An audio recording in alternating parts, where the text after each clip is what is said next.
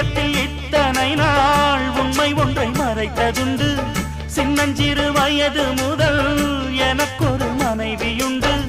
கோபம் கொள்ள வேண்டாம் அம்மா, ஹோய் தாங்கிக் கொள்ள வேண்டும் அம்மா.